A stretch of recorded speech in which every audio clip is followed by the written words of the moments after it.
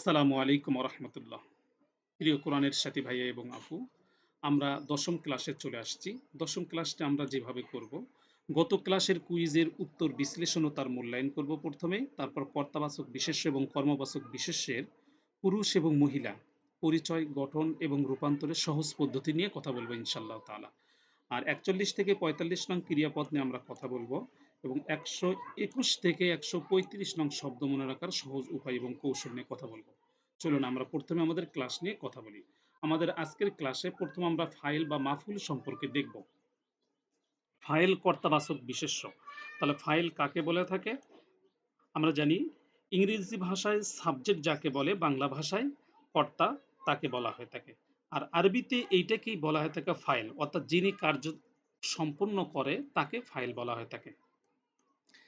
মাফুল তাহলে কাকে বলা থাকে? মাফুলটা হচ্ছে কর্মবাচক বিশেষ্য, ইংরেজিতে যেটাকে বলা হয়ে থাকে অবজেক্ট। আচ্ছা, কর্মবাচ্য, অর্থবোধক এবং আরবিতে এইটাকেই বলা হয়ে থাকে মাফুল। পরিভাষায় মাফুল হলো ফেল থেকে নিষ্পন্ন কর্মবাচ্য বিশেষ্য, অর্থাৎ অর্থকৃত তথা যা করা হয়েছে সেটাই হচ্ছে মাফুল। মোট কথা, যার উপর কর্তার ক্রিয়া পতিত হয় তাকে মাফুল বলে। আবার বলি, যার উপর কর্তার ক্রিয়া পতিত হয় তাকেই মাফুল বলে। এবার আসেন ফাইল কর্তাবাচক বিশেষ্য এবং মাফুল কর্মবাচক বিশেষ্য এর গঠন। ফাইল কর্তাবাচক বিশেষ্য এবং মাফুল কর্মবাচক বিশেষ্য শব্দ দুইভাবে গঠিত হয়ে থাকে। এক নাম্বার, ৩ অক্ষর বিশিষ্ট শব্দ থেকে। এই ৩ অক্ষর বিশিষ্ট শব্দগুলো থেকে যে কর্তাগুলো আমরা গঠন করে থাকবো সেগুলো হচ্ছে ১ থেকে আমাদের গ্রুপ ১ নাম্বারে আমরা দেখব। আবার ৩ এর অধিক অক্ষর বিশিষ্ট যে শব্দগুলো আমরা গঠন করে থাকবো, এই ৩ এর অধিক শব্দগুলো, এই মাফুল যেগুলো গঠন করব আমরা, অর্থাৎ সেগুলো হবে হচ্ছে ২ থেকে ১০ পর্যন্ত। আমরা বাব পড়তে গিয়ে ২ নং বাব থেকে ১০ পর্যন্ত যে বাবগুলো আমরা দেখেছি সেগুলো থেকে আমরা দেখব। তাহলে আমরা ২ টি নিয়মে শিখব। ১ নাম্বার হচ্ছে ৩ অক্ষর বিশিষ্টগুলো থেকে আমরা ফাইল এবং মাফুল শিখব এবং ২ থেকে ১০ নং যে বাবগুলো পড়েছি সেখান থেকে ফাইল এবং মাফুলের গঠন নিয়ে আমরা কথা বলবো ইনশাআল্লাহ তাআলা। এবার আসেন ৩ অক্ষর বিশিষ্ট যে সকল ফেল থেকে ফাইল গঠিত হয়, এই ফাইলগুলো সবগুলো ফাইলুন ওজনে এটা গঠিত হবে। এটা হচ্ছে একবচনে। আর বহুবচনে হবে ফাইলুনা। এটা হচ্ছে ৩ অক্ষর বিশিষ্ট ফাইলের গঠন।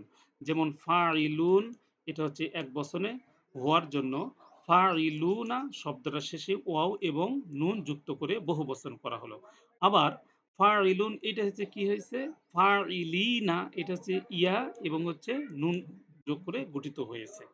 আচ্ছা, ঠিক এমনইভাবে মাফুল যেটা গঠিত হবে, মাফউলুন ওজনে শব্দটা আসবে। যেমন মনে করেন মূল শব্দটা হচ্ছে ফেল। এই ফেল থেকে মাফউলুন ওজনে গঠিত হবে এক বচনের ক্ষেত্রে, বহু বচনের ক্ষেত্রে হবে মাফউলুনা। এই কথাটা এখানে বলা হলো ৩ অক্ষর বিশিষ্ট ফেল থেকে গঠিত হয় মাফউলুন, এর ওজনে বা প্রতিস্থাপন করে মাফউলুন মডেলে। তাহলে হচ্ছে ফাইলুন মডেলে হবে কর্তাবাচক এবং মাফউলুন মডেলে হবে কর্মবাচক। ঠিক এমনইভাবে আমরা অনেকগুলো উদাহরণ নিয়ে এসেছি, আপনারা দেখবেন। নাছিরুন থেকে নাসিরুনা বা নাসিরিনা, মানসুরুন থেকে মানসুরুনা বা মানসুরিনা। আচ্ছা, এই যে আমরা এখানে অনেকগুলো উদাহরণ নিয়ে এসেছি, এগুলো আপনারা প্র্যাকটিস করবেন। জলিমুন জয়লিমুনা, ঠিক মাজলুমুন মাজলুমুনা, আবিদুন আবিদুনা বা আবিদিনা, সেখান থেকে আসবে মা'বুদুন মা'বুদুনা। আচ্ছা, এরপরে আসেন, এখানে আমরা একটা নোট দিয়েছি। এগুলো স্ত্রীবাচক বানাতে এক বচনের শব্দের শেষে গোলতা এবং বহু বচনের শব্দের শেষে আলিফতা যুক্ত করলে হয়ে যাবে। আমরা সেগুলো পরবর্তীতে দেখব ইনশাআল্লাহ তাআলা। প্র্যাকটিস ২ নম্বরে আমরা এই ধরনের আরো অনেকগুলো শব্দ নিয়ে এসেছি। এগুলো শব্দ থেকে আপনারা প্র্যাকটিস করে নেবেন। যেমন শব্দটা ছিল হাফিজুন, এর হচ্ছে বহু বচন হচ্ছে হাফিজুনা বা হাফিজিনা।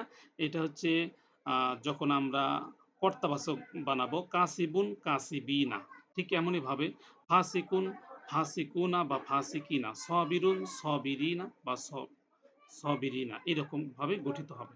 এরপরে আসেন প্র্যাকটিস, আমরা স্ত্রীবাচক প্র্যাকটিস ৩ এ আমরা স্ত্রীবাচক শব্দগুলো আমরা গঠন করা দেখব। যেমন মনে করেন যে ফাইল যেটা হবে হাফিজতুন, সেখান থেকে হাফিজতুন, হাফিজতুন। এই যে এর পর কি হবে? একটা আলিফ যুক্ত হবে। হাফিজতুন। তাহলে কি হলো? এই গোল তাটা লম্বা তায়ে পরিণত হয়ে গেল। এই কথাটা বলছে যে স্ত্রীবাচক বানাতে একবচন শব্দের শেষে গোলতা এবং বহুবচনের ক্ষেত্রে আলিফ তা এই যুক্ত করে তা দুই জের তিন বা তা দুই পেশতুন ব্যবহার করে স্ত্রীবাচক শব্দ গঠন করা যায়। যেমন শব্দটা মূল ছিল মনে করেন পুরুষবাচকের ক্ষেত্রে হাফিজুন, সেখান থেকে হয়ে গেছে হাফিজতুন, আর সেখান থেকে বহুবচন হলো হাফিজতুন। তাহলে হাফিজুন ইসমে ফাইল, এর স্ত্রীবাচক হচ্ছে একবচনে হাফিজতুন, এর বহুবচন হলো হাফিজতুন। এভাবেই গঠিত হবে। এরপরে আসেন ইসমে ফাইল ও ইসমে মাফুল যদি কোনো শব্দ আসে তার সাথে যদি আলিফ লাম যুক্ত হয় তাহলে সে শব্দটার অর্থটা কি হবে? সেই শব্দটার অর্থটা এমন হবে আল্লাজি শব্দ যুক্ত হওয়া শব্দের মতন অর্থ প্রদান করবে। যেমন কোনো শব্দের শুরুতে যদি আল্লাজি আসে তাহলে যিনি অর্থ প্রদান করে থাকেন। এই যিনি অর্থটা প্রদান করবে যদি ইসমে ফাইলের শুরুতে বা ইসমে মাফুলের শুরুতে আলিফ লাম যুক্ত হয়।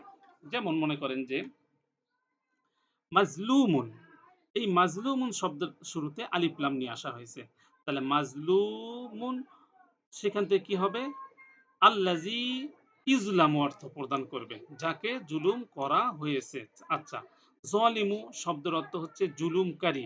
তাহলে জুলুমকারী এটা হচ্ছে ইসমে ফাইল। এই ইসমে ফাইল যদি আলিফলাম যুক্ত হয়ে এসেছে তাহলে এটা হবে আজলিমু, তাহলে অর্থ হবে জালিম, অর্থাৎ যে জুলুম করে। ঠিক এমনইভাবে আমরা ইসমে মাফুলটাও দেখলাম, শব্দটা ছিল আল মাজলুমুন মানে মাজলুম, আল অর্থটা প্রদান করবে এইভাবে আল্লাজি ইজলামু, যাকে জুলুম করা হয়।